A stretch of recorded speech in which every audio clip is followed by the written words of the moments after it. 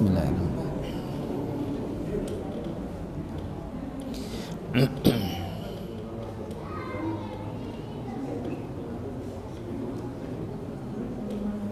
Bismillahirrahmanirrahim.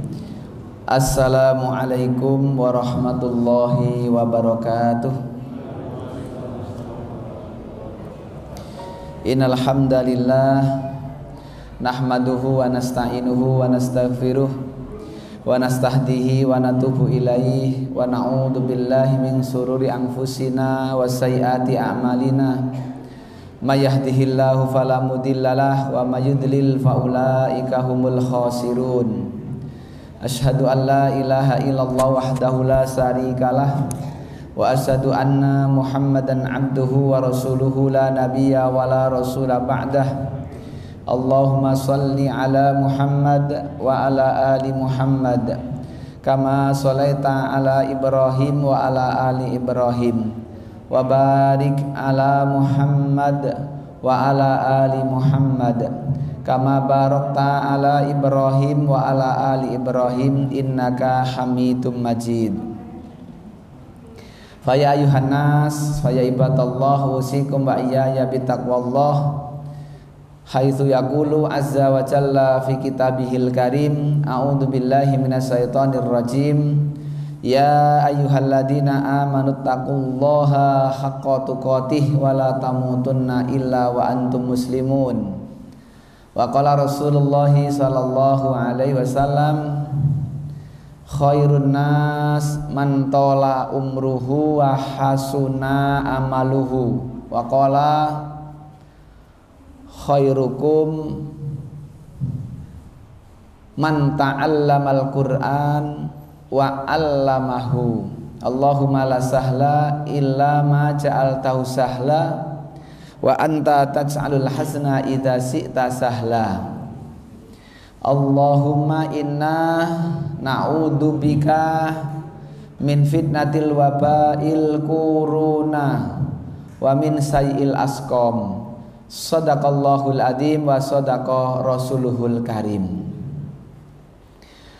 Para rawuh, para bapak, para ibu, hadirin hadirat, jamaah pengajian, majelis ilmu, majelis taklim, rutinitas Jumat malam Sabtu yang mudah-mudahan semuanya dirahmati Allah, dimuliakan Allah dan dijaga kesehatannya oleh Allah Subhanahu wa taala. Kita bersyukur kembali malam hari ini, walau tidak pas jatah saya mestinya sampaikan yang lalu karena berhalangan tidak bisa hadir, maka kemudian diganti malam ini.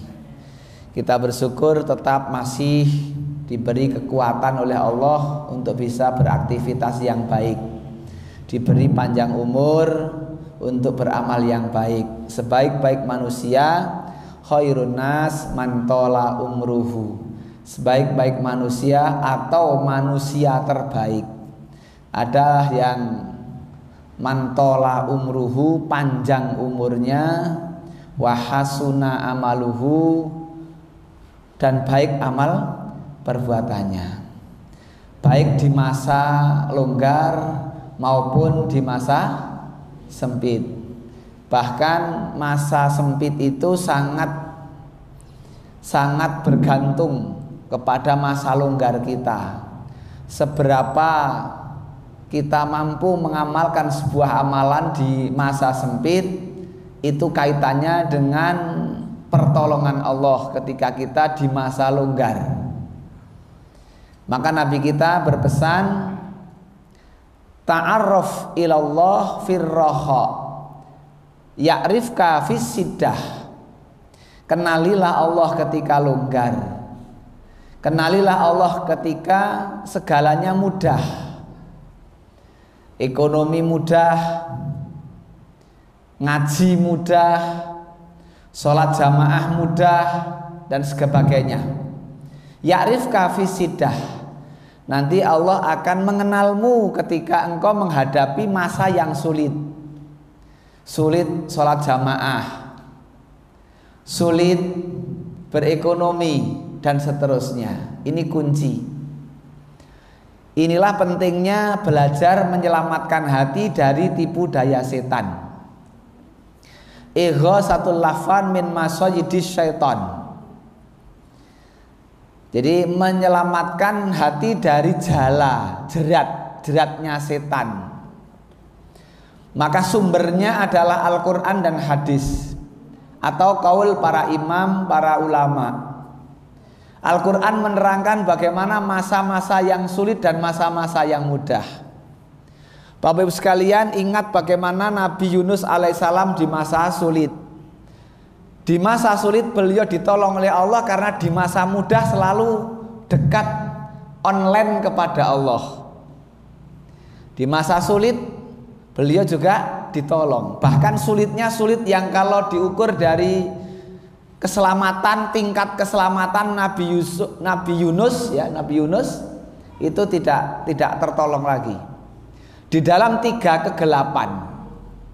Kegelapan di dalam dasar laut, kegelapan di waktu malam selama 40 hari, kegelapan di dalam perut ikan. Berapa persen kira-kira keselamatan Nabi Yunus? 0%. Tapi Allah menolong karena senantiasa ingat kepada Allah di waktu sebelum sulit, sebelum susah, sebelum keadaannya serba terbatas. Maka sungguh pun demikian ketika dalam kondisi lockdown.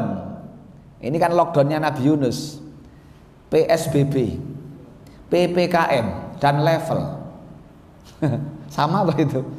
Nabi Yunus itu menghadapi lockdown yang cukup lama, begitu, tapi ditolong oleh Allah.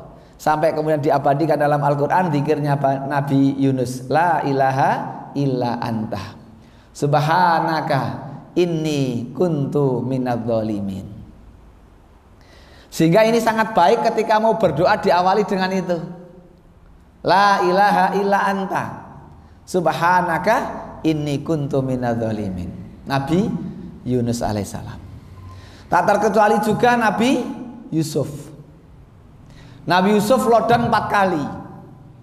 Lockdown yang pertama di dalam sumur, PPKM dalam sumur. Sulit kalau bukan Allah yang menolong. Di dalam sumur siapa yang menolong? Allah mengutus, Allah mengirim kafilah dagang dari Palestina ya, atau Syam menuju ke Mesir. Dibawalah akhirnya karena diselamatkan dari sumur, dibawa ke Mesir. Lockdown pertama. Lockdown kedua jadi budak. Serba terbatas. Lockdown ketiga digoda dulu oleh para wanita-wanita petinggi Mesir. Al-khusus, yang lebih khusus adalah istri Al-Aziz, wanita cantik istri Al-Aziz. Bahkan kemudian dikumpulkanlah para wanita yang lain.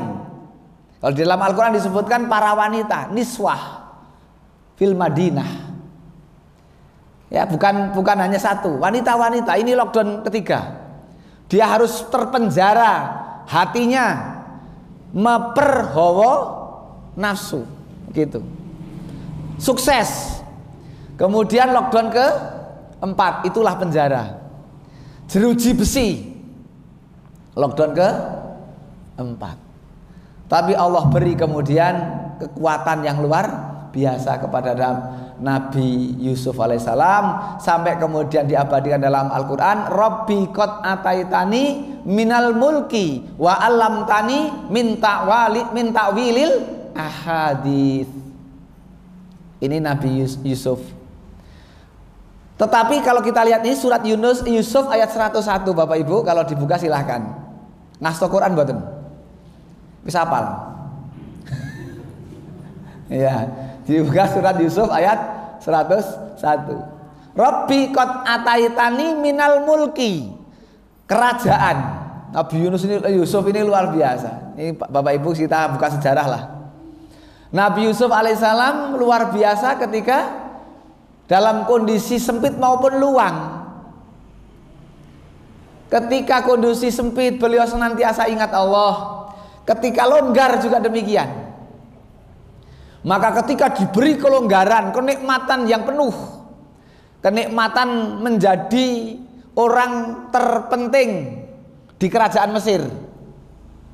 Robi qad ataitani minal mulki. Kerajaan, kekuasaan ada di tangan Nabi Yusuf. Bahkan Allah sempurnakan kenikmatannya kepada hambanya Nabi Yusuf alaihissalam dengan Allah menghimpun kembali keluarganya yang sekian lama tidak bertemu. Nabi Yakub di Palestina, Nabi Yusuf di Mesir sekian lamanya. Bahkan saking gerentesnya hati Nabi Yakub sampai buta matanya, kena katarak kalau sekarang. Jadi katarak itu rata-rata karena menahan sedih, Pak. Jadi sedih yang nggak kuat itu sampai ke mata, matanya jadi katarak itu, menurut teori Al-Quran. Maka ternyata obatnya adalah keringat gitu katanya. Nabi Yusuf akhirnya mengirimkan baju, dikirim di kemudian di apa? Diraupkan apa? Angel basa Jawa iki. Ya, kemudian baju itu diraupkan di wajahnya ya, Nabi Yakub dan kembali bisa melihat, Masya Allah. Gitulah Bapak sekalian. Ini Nabi Yakub. Berkumpullah Nabi Yusuf dengan ibu dan bapak serta 11 saudaranya. Ahada asaro. Yang di dalam surat Yusuf kan begitu. Ahada asaro. Kumpul sudah semuanya. Senangnya seperti apa? Walau dulu yang mereka yang di depan atau yang berkumpul itu adalah orang-orang yang pernah menyakiti. Ya, orang-orang yang pernah membuat hatinya sakit. Inilah hebatnya Nabi Yusuf alaihissalam. Luar biasa Bapak Ibu sekalian. Maka kemudian berkumpullah kenikmatan demi kenikmatan. Tetapi apa? Ternyata kenikmatan dunia, kerajaan, kekuasaan, jabatan, harta berakhir apa? Akhir ayat baca surat Yusuf 101. Tawaffani musliman. Jebule tekan akhirnya minggur tawaffani, wafat. Wafat yang paling aman adalah tawaffani musliman. Wafatkanlah aku dalam keadaan Muslim. Wala tamutunna illa wa antum muslimun. Ini ayat yang selalu dibaca oleh Nabi dalam setiap khutbah beliau. Khutbah nikah, khutbah Jumat, khutbah Id. Nabi tidak pernah meninggalkan wasiat takwa. Ya ayyuhalladzina amanu, ya ayyuhalladzina amanu taqullaha haqqa tuqatih wala tamutunna illa wa antum muslimun. Mati dalam keadaan Islam. Setelah mati dalam keadaan Islam, wa alhiqni bisolihin, gabungkanlah aku dengan komunitas, dengan kerumunan. Bahasa sekarang, orang oleh kerumunan loh ya. Tapi di dalam kerumunan apa? Paguyuban apa? Orang-orang yang soleh. Wa alhiqni bisolihin, kumpulkanlah aku bersama orang-orang yang soleh. Orang yang hatinya sehat itu nek rak kumpul karo wong soleh panas. Begitu loh, rapenak, susah. Orang yang baik hatinya itu orang yang sohih ya, yang sehat. Itu nek orang ngaji niku mumet. Begitu. Orang malah sebaliknya, ono masjid ditutup, alhamdulillah leren Jumatan. Oh gitu kan. Ya kan? Jadi ada yang kemudian malah bukan hatinya wah gimana dan sebagainya, tapi merasa kolo-kolo prei gitu. Ono pengumuman ngaji libur, alhamdulillah kolo-kolo leren. Padahal leren wis pirang-pirang. Wis berkali-kali. Ya gitu Pak sekalian. Tawafani musliman, ternyata akhirnya adalah wafat. Jadi Pak Camat, jadi Bupati, jadi Gubernur, jadi hatta presiden, terakhirnya apa? Mati. Sementara mati itu sangat bergantung dengan masa longgar. Dengan sebelumnya, pakulinannya apa? Kebiasaannya apa? Ini penting. Maka sebelum Nabi Yusuf ini tidak ada doa minta mati, Pak. Di dalam tafsir diterangkan begitu. Dimulai minta mati itu Nabi Yusuf. Tawafani musliman wa alhikni bisolihin, harapan Nabi Yusuf supaya bertemu kembali dengan orang-orang. Sejarah Al-Quran menerangkan sebelum Nabi Yusuf banyak nabi-nabi, banyak rasul-rasul, orang-orang yang soleh. Dia berharap berkumpul jadi satu dengan orang-orang yang soleh. Bagaimana bisa berkumpul dengan orang-orang yang soleh? Ya ciptakan suasana soleh, ciptakan lingkungan yang soleh. Bagaimana kalau belum ada? Cari bagaimana mengadakan. Karena tidak mungkin tiba-tiba ada soleh, tiba-tiba muncul kesolehan tanpa ada sebuah ikhtiar. Lingkungan yang soleh itu perlu diciptakan. Dimanapun mencari sulit, maka buatlah lingkungan yang soleh. Ini embrio untuk kemudian berkumpul dengan orang-orang yang soleh. Maka luar biasa, mudah-mudahan setelah pandemi sudah sekian lama ini segera kemudian pulih, longgar kembali. Yang kemudian masih sakit mudah-mudahan diberi segera kesehatan, diangkat sakitnya. Dan yang sudah meninggal dunia mudah-mudahan hatinya ketika meninggal dalam keadaan iman. Tidak ada kemenangan kecuali kemenangan menghadap Allah dalam keadaan iman. Jadi mati itu sebetulnya kalau mati dalam keadaan iman Islam itu selamat dia sudah. Tetapi itulah firman Allah, Qul innal mautal ladzi tafirruna minhu fa innahu mulaqikum tsumma turadduna ila alimil ghaibi wasahadah fayunabbiukum bima kuntum ta'malun. Memang mati ini banyak yang lari dari kematian.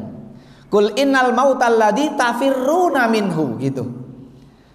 Katakanlah Muhammad, al-maut, mati itu yang engkau lari, setiap diri kita lari dari kematian itu. Lari loh, larinya pakai bahasa tafirruna, lari yang cepat dari kematian. Sebagaimana Nabi Sulaiman kedatangan tamu, ketakutan mati, maka dia lari secepatnya dengan kendaraan angin dari Nabi Sulaiman. Sejarah kan begitu menulis. Nabi Sulaiman ada tamu, yang tamunya ternyata bukan hanya manusia tapi malaikat maut. Malaikat maut datang dalam majelisnya Nabi Sulaiman, mentelengi salah satu orang yang terus dipentelengi. Nah, salah satu orang itu juga bingung, kok aku dipentelengi. Qadarullah, malaikat maut pergi dulu, pamit keluar dulu. Setelah keluar, tamu yang dipentelengi tanya kepada Nabi Sulaiman, wahai Nabiullah Sulaiman, itu tadi siapa yang barusan keluar? Nabi Sulaiman menjawab, itu malaikat maut, Israel datang. Wah, kok mentelengi saya? Oh, mak teratap toh, Pak? Mungkin ono innalillahi ini masjid aja mak teratap kok.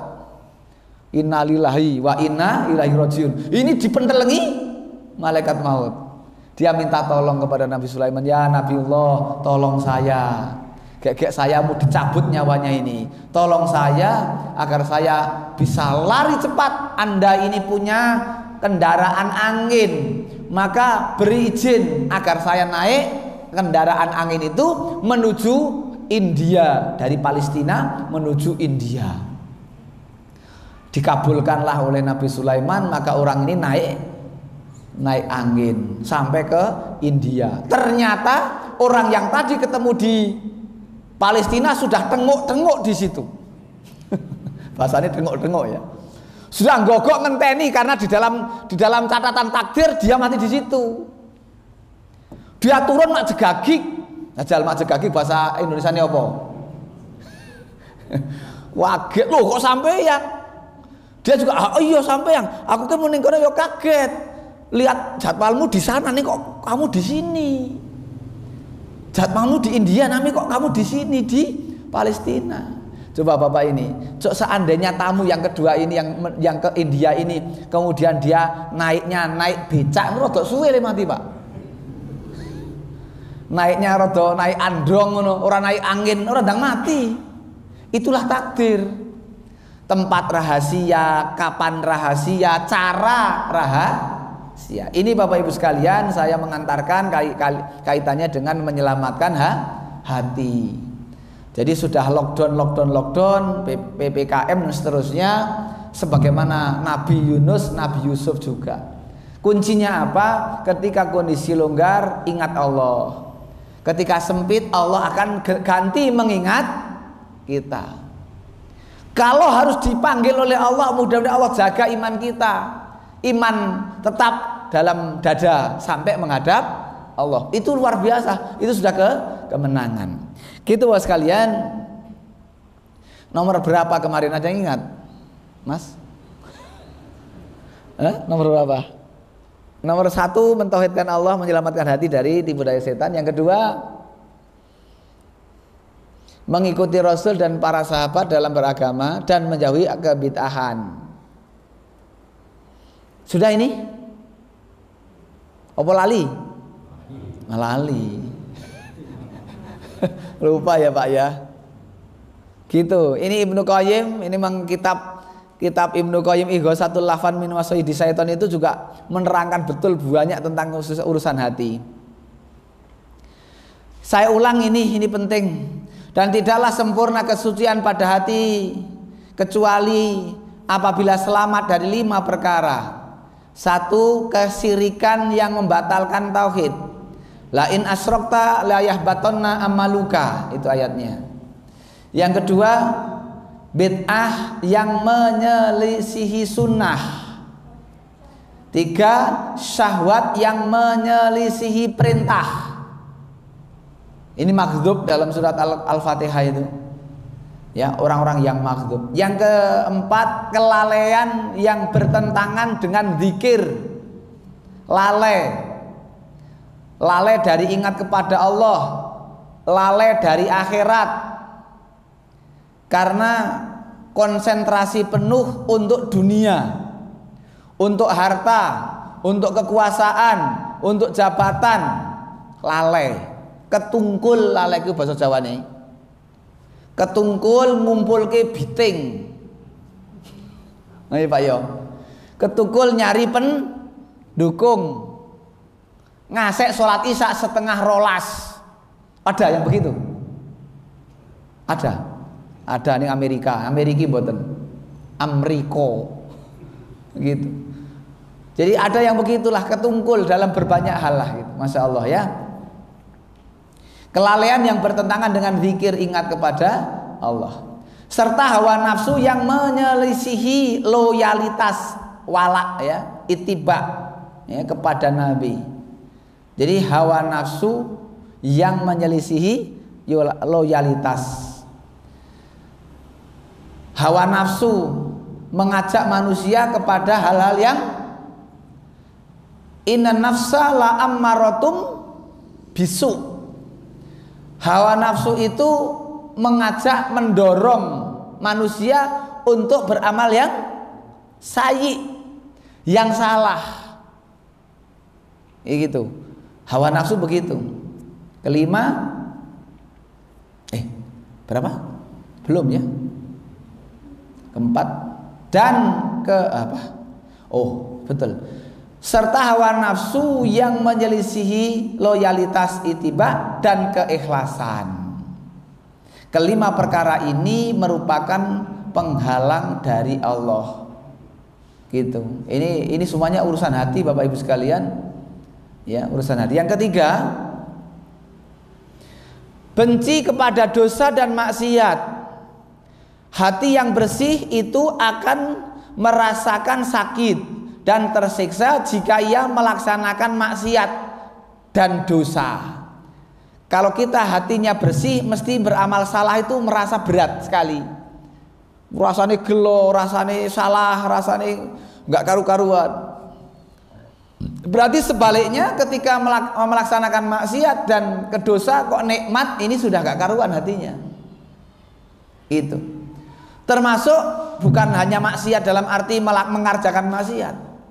Ada sesuatu yang bisa dikerjakan positif, kebajikan, kebaikan atau ibadah, tapi tidak melaksanakan. Ini pun maksiat. Ada kesempatan untuk beramal soleh tapi tidak beramal soleh, padahal ada kemampuan. Ini pun kemaksiatan. Bahkan salah memilih prioritas amal. Itu di dalam jerat-jerat setan ada yang 6 itu. Setan itu menjerat manusia sampai 6 urutan itu. Di antaranya manusia disibukkan dengan sesuatu yang mubah. Boleh, tapi akhirnya tidak prioritas. Ya, boleh tapi tidak prioritas. Akhirnya enggak mendahulukan yang perlu didahulukan. Ini banyak yang terkena ini. Mungkin syirik tidak, mungkin bid'ah tidak, mungkin dosa besar tidak. Itu. Tapi dia beramal amalan yang boleh tetapi melupakan yang lebih penting. Boleh kok. Beramal itu boleh. Contohnya apa, Pak? Contohnya yang paling gampang apa? Boleh. Mancing niku boleh mboten? Boleh. Mancing boleh. Ning kira-kira mancing niku ndak njuk akhirnya sholat jamaah? Gitu. Wah, kok penak-penake mancing ono azan jengkel buanting. Napa niku jenenge? Walesane jengkel. Wah, azan melayu ning masjid. Ndak yo wonten sing kaya ngoten. Malah semakin khusyuk. Gitulah Pak. Kadang-kadang enggak ngerti. Jadi sesuatu yang akhirnya mubadir, terbuang sia-sia, begitu. Ini Al-A'raf 49 itu didahului dengan Al-A'raf 48, belum kecatat ini, Pak. Itukah orang-orang yang kamu telah bersumpah bahwa mereka tidak akan mendapat rahmat Allah? Kepada orang mukmin itu dikatakan, masuklah ke dalam surga. Tidak ada kekhawatiran kepadamu dan tidak pula kamu bersedih hati. Didahului oleh Al-A'raf yang 48. Ada yang bisa maos 48 tentang Ashabul A'raf. Itu orang-orang yang di tengah-tengah Ashabul A'raf. Orang Ashabul A'raf itu orang yang tidak masuk surga juga tidak masuk neraka. Nantinya ketika di akhirat, belum maksudnya. Belum masuk neraka atau belum masuk surga. Dia berada di tengah-tengah. Karena di dalam keterangannya beberapa tafsir itu menerangkan, para ahli tafsir menerangkan karena amal salah dan amal solehnya seimbang ketika ditimbang. Amal salahnya 100 kilo misalnya, amal solehnya 100 kilo. Maka ketika itulah kemudian dia berada di Ashabul A'raf. Lah Ashabul A'raf ini orang-orang yang tahu siapa yang ada di dalam neraka dan siapa yang ada di dalam surga. Kalau melihat orang-orang yang di dalam neraka, dia berlindung supaya jauh dari api neraka. Kalau dia melihat para penghuni surga, dia sangat pengen masuk ke dalam surga. Wahum yatma'un. Itu surat Al-A'raf. Sekarang kira-kira kita menyeimbangkan amal soleh dan amal salah ini angel kok Pak. Supaya amal soleh dan amal salah itu sejajar. Kira-kira lebih kuat amal salah atau amal soleh? Amal salah. Nek pun metu saka masjid niki lebih banyak beramal salah, itu lebih kuat. Ya kan? Keluar dari masjid itu lebih dominan langkah kaki kita menuju yang salah atau yang soleh. Ini malam loh ya, apalagi mulai pagi, bangun tidur sampai kemudian tidur lagi. Ini kira-kira yang salah dengan yang soleh iso seimbang? Seimbang saja nanti tempatnya di Ashabul A'raf, tempat yang tinggi itu. Nek amal salahnya lebih banyak, maka neraka. Kalau amal solehnya lebih banyak, surga. Amal salahnya lebih banyak, surga. Amal salahnya diampuni. Kalau amal salahnya lebih banyak, neraka. Amal solehnya besok dibalas setelah neraka dulu. Makanya ini ada orang-orang yang alumni neraka. Alumni neraka. Ini nggak punya gelar. Punya gelar ya, ada gelarnya. Tapi bukan dokter Rades, bukan SH ya. Ada orang-orang yang masuk neraka dulu baru masuk surga. Di dalam surat Al-Qur'an juga sangat disebutkan itu. Masalakakum fi sakor, itu kan ada juga. Apa yang menjadikan kamu masuk ke dalam neraka sakor gitu kan? Lam nakum minal musallin. Saya ini tidak menegakkan sholat. Tafsirnya menerangkan saya ini tidak sholat asar kecuali mepet maghrib, itu keterangannya. Ngeri tuh Pak, wis sholat lo ya. Nek sing ora sholat, orang yang sudah sholat saja neraka. Karena apa? Ngeremehake.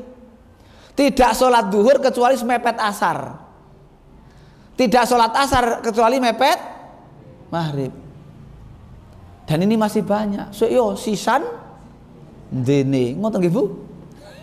Biasanya lak ngono, sik sisan dene. Akhirnya wis repet-repet.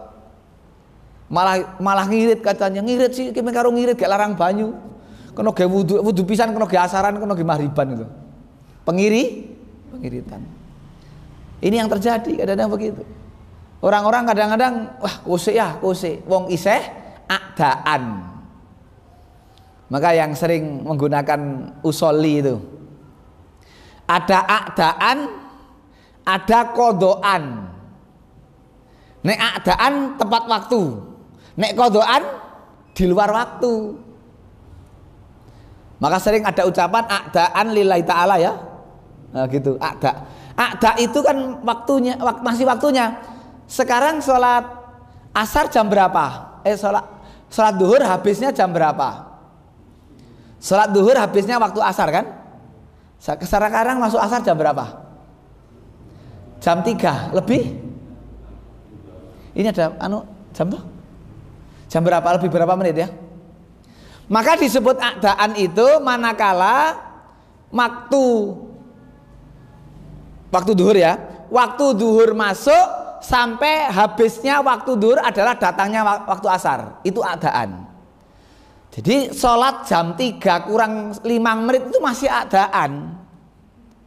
Masih waktunya itu. Sing ora wektune iki nek setengah 4 duhuran. Itu kodoan namanya. Lah ya kan? Terus apakah sholat bisa dikodok? Kata Aisyah, ibunda Aisyah garwa Nabi, kunna nu'maru bi qoda'is saum wala nu'maru bi qoda'is shalah. Kami diperintahkan untuk mengkodok puasa, tapi kami tidak diperintahkan mengkodok sholat. Nah, terus bagaimana kalau belum sholat? Idana ma'ahadukum au yusalliha idana ma'ahadukum idana ma'ahadukum au nasiyaha falyusalliha idza dzakaroha. Itu jika salah seorang di antara kalian naum, tidur, au nasiyaha atau lupa dari sholat, fal yusalliha idza dzakaroha, maka hendaklah ia sholat ketika ingat. Jadi isaan biasanya jamaah. Qadarullah ada sesuatu yang menjadikan lupa dia, ataupun dia akhirnya karena sesuatu sehingga nggak sholat jamaah. Ning karena pakulan ini sholat jamaah, ngerti nih, wes sholat. Bisa jadi itu karena kulino. Kelingan-kelingan waktu subuh. Koyone wingi kok urung isaan. Salatnya kapan? Fal yusalliha idza dzakaroha. Maka saat itu dia ingat salat. Ojo ngenteni isak meneh. Tak ropel 8 rakaat ngono.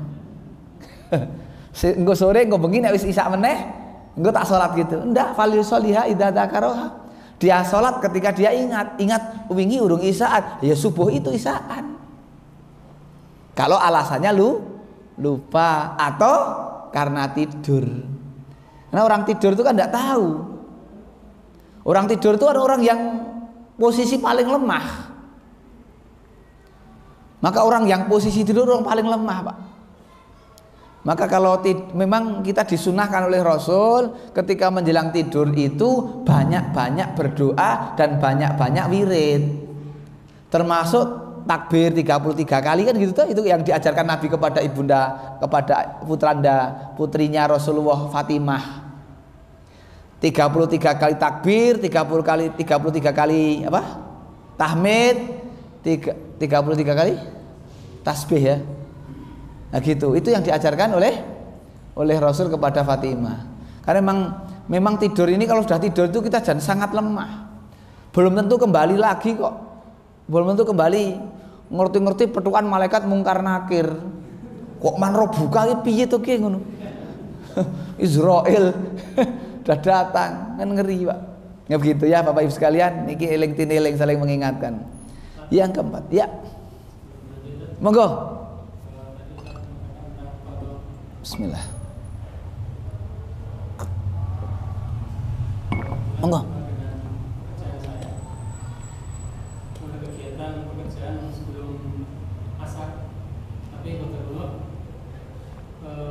Selesainya itu atau maghrib sehingga tidak asaran ditinggal, memang itu sesuatu yang ya darurat.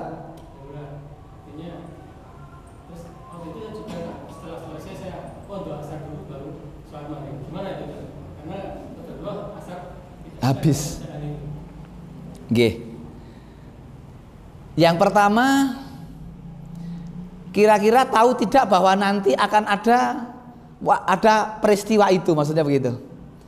Enggak tahu ya. Kalau ini sekarang kalau tahu ini bisa dijamak. Kalau tahu Pak Arif, ini Pak beliau ini kan ngoperasi biasanya. Jadi kalau ngoperasi kan tidak bisa ditinggal Pak ya, kondisi operasi begitu. Kalau tahu bahwa nanti jam sekian akan operasi dan memungkinkan kekhawatiran nggak cukup waktu, maka bisa dikumpulkan di waktu duhurnya, itu namanya jamak. Jadi sholat asar dikerjakan di waktu duhur, namanya jamak takdim, diajukan, dikumpulkan di jamak. Jadi ini Bapak Ibu, ini fikih. Jamak itu karena masakoh. Kalau qashar itu karena masafah. Ini harus dipahami. Orang boleh jamak itu karena adanya masakoh. Masakoh itu kesulitan. Masakoh itu satu keadaan yang dia sulit untuk melaksanakan sebagaimana mustinya biasanya. Itu namanya masakoh. Ini kalau bisa dijadwal, itu ya. Kalau masafah karena jarak. Yang 4 bisa jadi 2. Maka tidak boleh sholat asar jadi 2, sholat duhur jadi 2, sholat isya jadi 2, kecuali karena menempuh satu perjalanan masafah. Ya, karena bepergian itu boleh dikosor, mencapai jarak yang sudah ditentukan. Ibarat kalau sebagian menerangkan kira-kira 85 kilo. Tapi yang lebih lagi yang kemudian disepakati lagi, selama orang itu wajar, lazim, nek dikatakan dia orang yang lelungan, dia orang yang bepergian gitu loh, ini boleh kosor. Yang saya agak mengembang nggak apa-apa supaya lebih detail. Jadi kalau kemudian karena kondisi darurat, bisa kalau tahu maka bisa dijamak. Kalau tidak tahu karena kondisi yang tidak terduga, itulah yang namanya darurat. Darurat itu berarti di luar kemampuan, darurat. Ya didahulukan asarnya. Lebih utama adalah karena sholat itu sudah ada ketentuan waktu. Kitabam mauquta itu. Luhur duluan, asar kemudian, maghrib kemudian. Maka asaran dulu. Gitu. Tapi karena keadaannya darurat tadi gitu. Nah, ini untuk suatu saat itu lebih utama dijamak. Kalau besok tahu ya, suatu saat kalau ini kok ada, tapi mendadak mungkin ya. Dikirakan sampai segitu, tapi ternyata ada banyak kesulitan dalam prosesnya. Nah, gitu ya, memang nggak mesti ya. Makanya itulah kemudahan dalam agama kita itu. Mungkin diperkirakan 1-2 jam selesai, ternyata 3 jam misalnya kan, sampai waktu asar berarti mulai operasi sebelum asar. Masya Allah ya. Maghrib masuk baru selesai. 6:30. Malah sudah 6:30. Masya Allah, itulah keadaan. Jadi boleh Bapak Ibu kalau keadaannya darurat. Ngoten niki karena memang kita nggak mesti seperti biasanya ya keadaan. Baik, yang keempat ini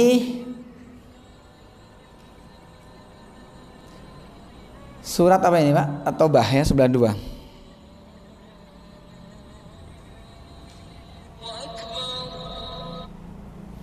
Ya. Dia akan menyesal apabila ketinggalan atau tidak sempat melaksanakan suatu ibadah. Ini hati yang selamat. Hati yang selamat itu merasa menyesal, merasa gelo. Nek jane mampu beramal soleh kok tidak beramal soleh. Ini ayat atau bahasa 92 ini peristiwa pada perang Tabuk. Dan tidak ada pula dosa atas orang-orang yang datang kepadamu Muhammad agar engkau memberikan kendaraan kepada mereka, lalu engkau berkata, aku tidak memperoleh kendaraan untuk membawamu. Lalu mereka kembali, sedang mata mereka bercucuran air mata karena sedih disebabkan mereka tidak memperoleh apa yang akan mereka infakkan untuk ikut berperang. Siapa mereka? Ini adalah sahabat-sahabat sepuh. Ini para sahabat-sahabat yang sudah sepuh, sudah tua, tapi mendengar Nabi memerintahkan untuk perang Tabuk, Nabi kemudian mentahrid, mengobarkan semangat infak untuk mempersiapkan bekal menuju Tabuk. Sudah semuanya orang-orang kaya mereka didorong, disemangati, dimotivasi untuk infak untuk berperang ke Tabuk. Tetapi ternyata ada beberapa yang carry datang ini ingin berangkat, kondisi fisik sudah lemah, minta armada, minta kendaraan, tapi Rasul sudah tidak mampu lagi untuk menyiapkan kendaraan. Sementara kalau berjalan kaki mereka sudah payah, sudah tidak mampu. Maka kemudian mereka pulang. Pulangnya sambil merebes mili. Gitu. Le merebes mili karena le ora iso beramal soleh. Bukan le merebes mili karena ora dikirimi itu, Pak. Saben malam Jumat arwah tilek ngomah ngono niku. Monggo kemis sore sing omah tilik kuburan ala ditelisiban. Ya kan ora pedhok. Sing omah nilik kuburan, sing kuburan tilik ngomah ke jan kesandiwa ora to akhire. Lagi telisiban terus mulane ora tau kepedhok gitu. Sampai nemene bahasane do krungu sing do swara sampai pulang sampai kembali tetangisan gitu lah. Apa itu bahasane tetangisan lek ora ono sing ngirim ngidonga dan sebagainya. Nah ini pulangnya karena apa? Enggak bisa berkesempatan beramal soleh kan gitu. Bapak Ibu sekalian, nek kita itu teman-teman bisa beramal soleh kok kita tidak, itu kudune kan gelo. Kok tidak bisa ikut? Ini iman, Pak. Makanya biasanya ngaji, wis rutin ngaji. Ini kan ada kejenuhan kadang-kadang. Njuk ono pengumuman pengajian rasido niku nek sing muni seneng niku rada atine ora sehat lho kuwi. Alhamdulillah kala-kala prei malahane ngono. Ya gitu, ngaji lho, Pak. Ngaji itu tidak perang. Kalau ini perang loh. Mereka sepuh tua mangkat maju perang, golek mintakan armada. Ndak jadi nggak iso berangkat, itu pulang nangis. Ya kita ndak yo ora sido ngaji juk nangis bali. Padahal resiko perang tuh nek ora mateni dipateni. Resiko ngaji niku ana snack bareng kadang gitu loh. Nek ora ana snack, Mas. Kan gitu. Resiko ngaji ki snack kadang pamit kok. Oh meneh kon perang. Kula niku mikir yo kita-kita lah saya bareng niku. Cara kita ini ki hidup di zaman Nabi niku kira-kira melu mangkat perang napa pamit jajal.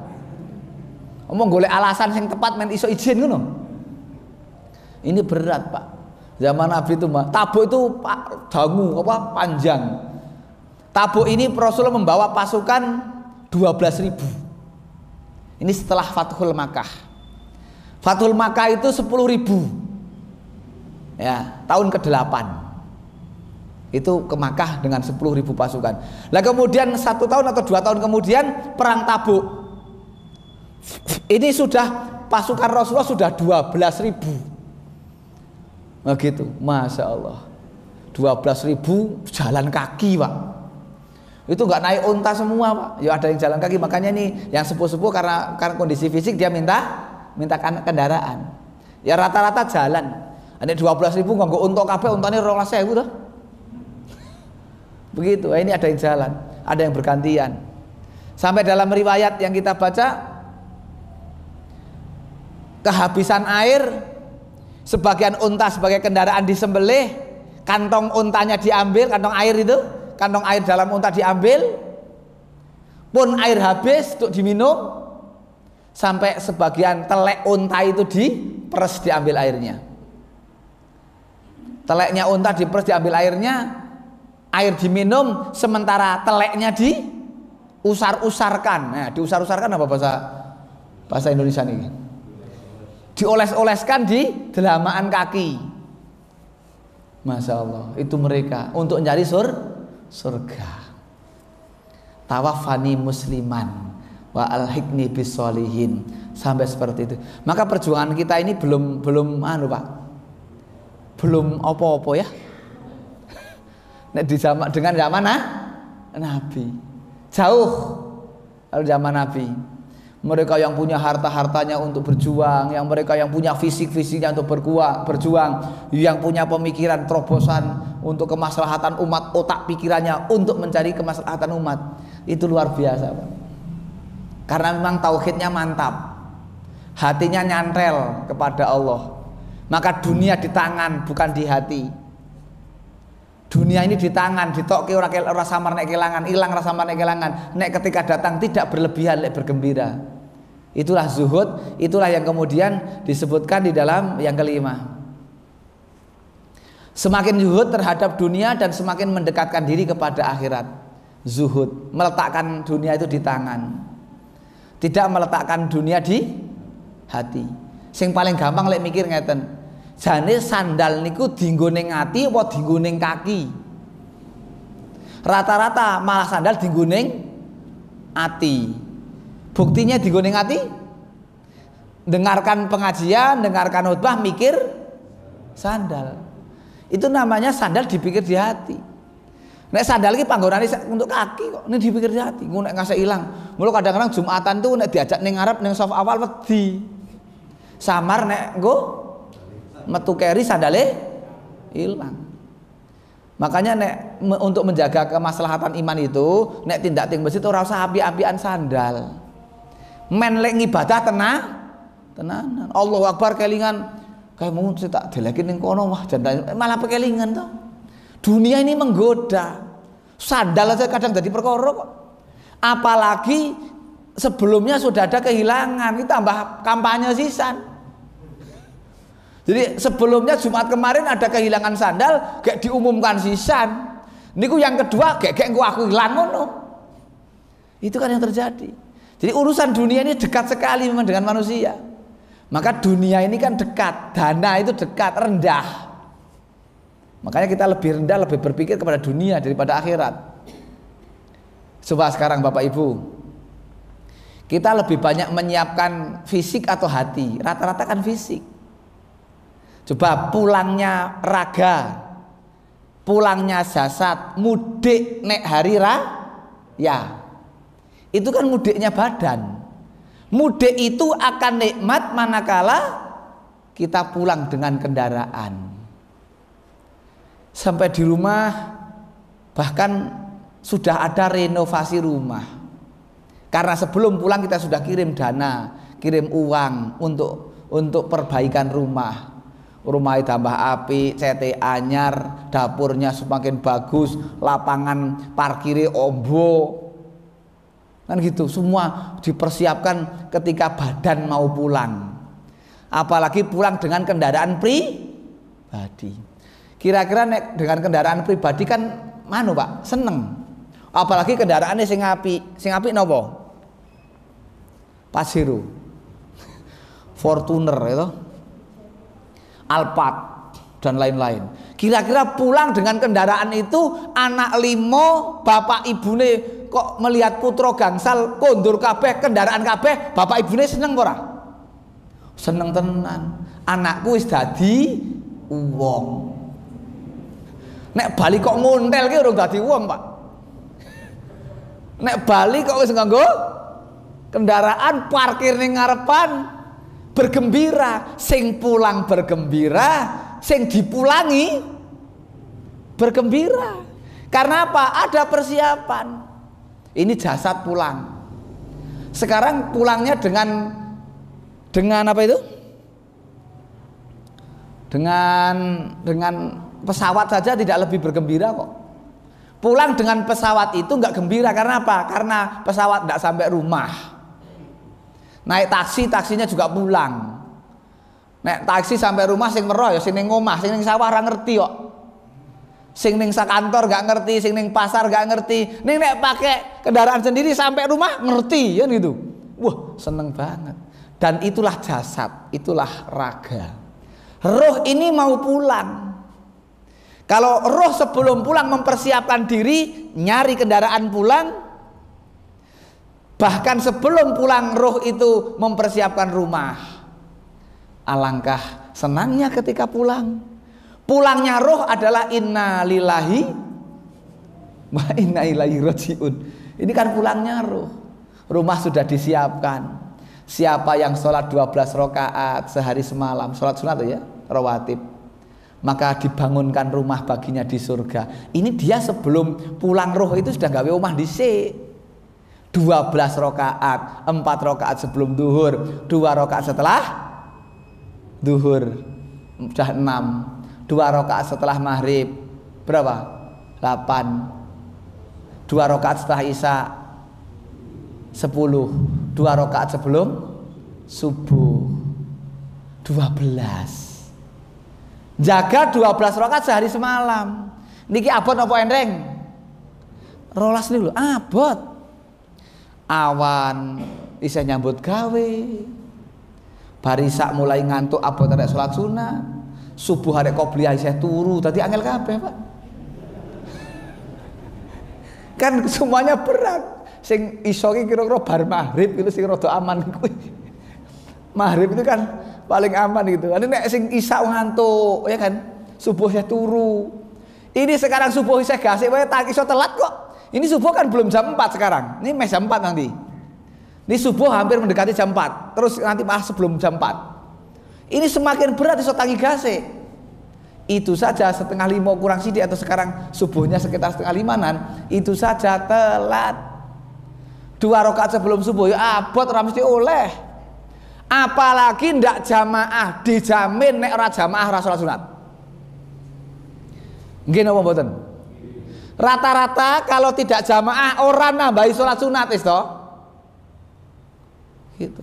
Jangankan buru-buru nambahi salat sunat, wong salat ae rada digeber. Dikebar gaspol. 4 rakaat iso wut-wut rampung. Iki mau 4 apa 5 bingung. Iki mau kayak wis 4 apa. Ini kan karena kita itu begitu. Maka harus saling iling tiniling, saling mengingatkan. Lah nek jamaah aman, ada qobliyah, ada ba'diyah, ada tahiyatul masjid. Ada sholat di antara 2. Antara adzan dan qomat. Itu ada sholat sunat. Jadi ada sholat sunat antara adzan dan qomat. Walaupun itu tidak rawatib, misalnya qobla isya atau qobla maghrib, itu ada sholat sunat sendiri. Begitu sekalian, ini zuhud. Kita besok bahas akan datang, tolong dieling-eling. Kita sampai sini. Ini ada 15. Ya, ada 15. Semakin zuhud terhadap dunia dan semakin mendekatkan diri kepada akhirat. Zuhud bukan berarti dia tidak kemudian berupaya dunia, ini juga salah paham nanti. Bukan berarti compang-camping, tidak rapi dan bukan begitu. Zuhud ini maknanya untuk hati kok. Bukan dohirnya yang kemudian apa. Dohirnya orang zuhud itu koyone pakaiane lusuh, ora setrikanan, ora ngono kuwi ya. Wong Islam iki rapi, apalagi masuk masjid, malah justru khudu zinatakum inda kulli masjidin. Rapi, bagus, zinah. Dalam ayat ini kan, nek masuk masjid itu suruh pakaian zinah yang hias. Pakailah pakaian yang hias. Itu. Ojo malah nyun sewu wis kaosan tulisane ning mburi, ganggu sing mburi. Wah, iki jan mesake sing mburi. Allahu Akbar nama takiku. Wah, diincel tetepan ora diwaca wong weruh kok ya. Begitu. Apa tulisannya sing aneh-aneh. Ono apa itu? Rinduku padamu tidak seberat muatanku. Ini supir truk. Rinduku padamu tidak seberat muatanku. Ini truk bawa pasir gitu. Kita baca-baca itu kan. Sepandai-pandai suami menyimpan istri muda, toh akhirnya tua juga. Ya bocah ya tadi mikir, oh tenan ya saya tua kan gitu. Di kata-kata yang begitu ditulis di kaos, di belakang. Orang yang di belakang apa? Terganggu. Apalagi nyun sewu Pak ya, jangan sampai. Kaosnya partai gitu loh. Sedih gitu. Wah partai gawa ning jero masjid. Sing ngono partai A, sing ngono partai B, metu pendengan. Wong Islam kabeh meneh, naudzubillah. Kalau bisa masuk masjid lebih aman yang tidak bertuliskan. Ada yang begitu, ya tolonglah nek besok sudah tidak diulangan gitu. Kalau karena saking senangnya dengan partainya, maka kemudian masuk masjid pun dipakai. Katanya untuk syiar dakwah, syiar dan dakwah ono panggon ngane. Jangan di masjid lah. Khudzu zinatakum inda kulli masjidin. Pakailah pakaian yang hias, yang bagus. Kalau putra, kakung pakai minyak wangi. Kalau putri jangan. Ini sunahnya begitu. Ini apa? Nabi mengajarkan begitu. Lah yang putra malah kadang-kadang enggak pakai minyak wangi, sing putri minyak wangi. Aku kuali. Mekaten insyaallah kita lanjutkan yang akan datang. Gitu ya. Demikian Bapak Ibu sekalian, mudah-mudahan bermanfaat apa yang kita sampaikan. Sebagai pengganti malam Sabtu yang lalu saya tidak bisa hadir karena ada acara di luar kota. Saya harus pamit kan, nggak nyampe rumah, nggak nyampe kalau maghrib atau isya. Begitu. Aku qauli hadza astaghfirullahaladzim li wa lakum innahu ghafurur rahim. Subhanakallahumma wa bihamdika asyhadu an la ilaha illa anta astaghfiruka wa atubu ilaik. Assalamualaikum warahmatullahi wabarakatuh.